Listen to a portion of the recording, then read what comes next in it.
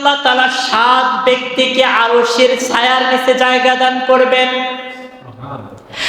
এক নম্বরে নবীজি বলেছেন আল ইমামুল আদিল, যিনি হলেন ইনসাফকারী ইমাম, ন্যায়পরায়ণ শাসক। ন্যায়পরায়ণ কি? শাসক।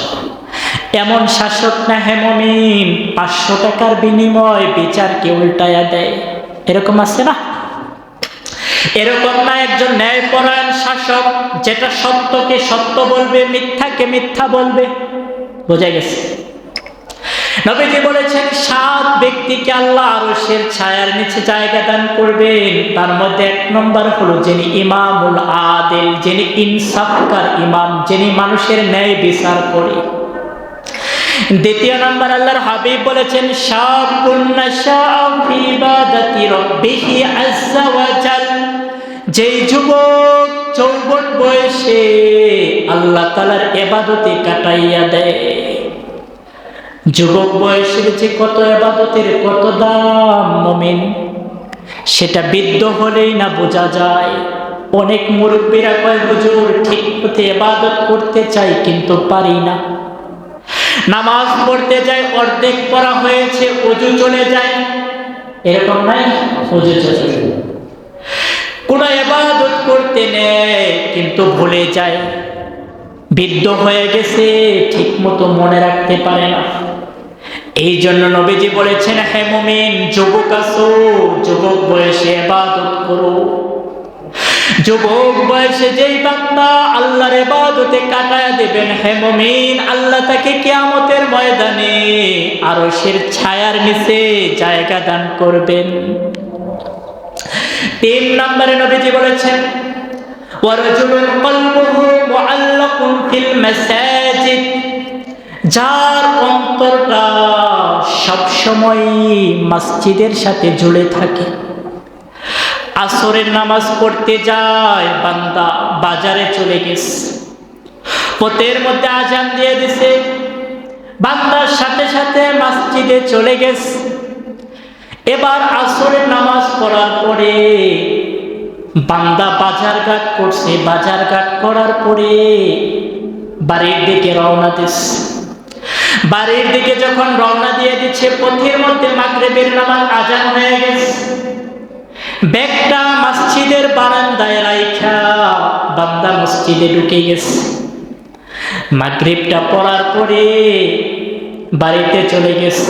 বাড়িতে চলে যাওয়ার পরে কানটা সজাগ রাখছে, কখন জানি এশারের আজানটা দেয়।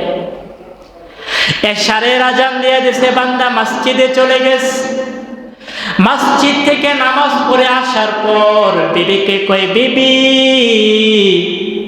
আমার যা হোক হবে, তুমি মোবাইলের অ্যালার্মটা দিছনি, কখন জানি ফজরের আজান দিয়া দেয়, আমি যদি উঠতে পারি তাহলে তো ভালো, আর যদি না উঠতে পারি তাহলে তুমি আমাকে ফজরের সময় জাগাইয়া দিও। এই যে বান্দা সব সময় তার অন্তরটা মসজিদের সাথে ঝুলানো আছে কিনা? আল্লাহর হাবিব বলেছেন রাজুলুন কলবুহু মুআল্লাকুন ফিল মাসাজিদ, যে বান্দার অন্তরটা সব সময় মসজিদের সাথে জুড়ে থাকবে, তাকে আল্লাহ তাআলা কিয়ামতের ময়দানে সে আরশের ছায়ার নিচে জায়গা দিয়ে দিবে। সুবহানাল্লাহ। 4 নম্বরে নবীজি বলেছেন ওয়ারাজুলানে তাহাব্বা ফিল্লাহি ইজতিমা আলাইহি ওয়া তাফাররাকা আলাইহি।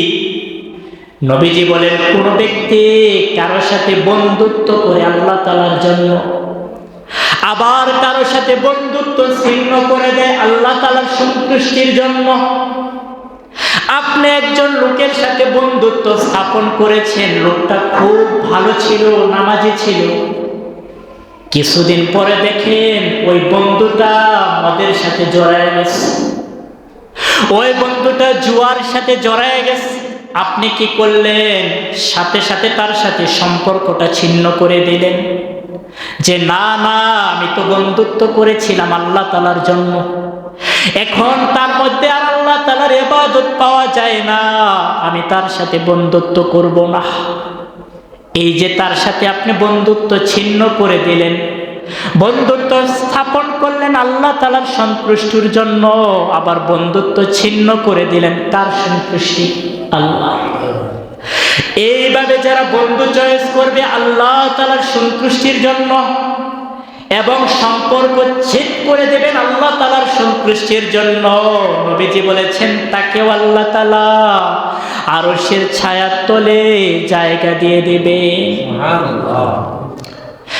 5 নম্বরে নবীজি বলেছেন ওয়ারাজুলুন তালাবাতহু ইমরাতুন যাতু মানসিবিন ওয়া জামাল ফাকালা ইন্নী আখাফুল্লাহ। নবীজি বলেছেন কোন ব্যক্তিকে যদি সম্ভ্রান্ত বংশীয় এক রূপসী কন্যা তাকে খারাপ কাজের দিকে ডাকে, বলে আমার কাছে আস, সে যদি বলে ইন্নী আখাফুল্লাহ, না আমি বরং আল্লাহকে ভয় করি। কাকে ভয় করি? আল্লাহকে ভয় করে যদি ওই গুনাহের কাজ থেকে বিরত থাকতে পারে হে মুমিন, তাহলে কাল কিয়ামতের ময়দানে আল্লাহ তাআলা তাকে আরশের ছায়ার নিচে জায়গা দান করবে। এই গেল 5 নম্বরে। 6 নম্বরে নবীজি বলেছেন ওয়ারাজুলুন তাসাদ্দাকা আখফা হাত্তা লা তা'লামা শিমালুহু মা তুনফিকু ইয়ামিনুহু। বান্দা এমন ভাবে দান করে যে ডান হাত দিয়া দান করে বাম হাতও জানে না, সব সময় গোপনে দান করে। আর বান্দা মনে মনে নিয়ত করে যে কেউ দেখে না, একমাত্র আল্লাহ তাআলা দেখে, আল্লাহ তাআলার জন্য গোপনে কি করে? দান করে।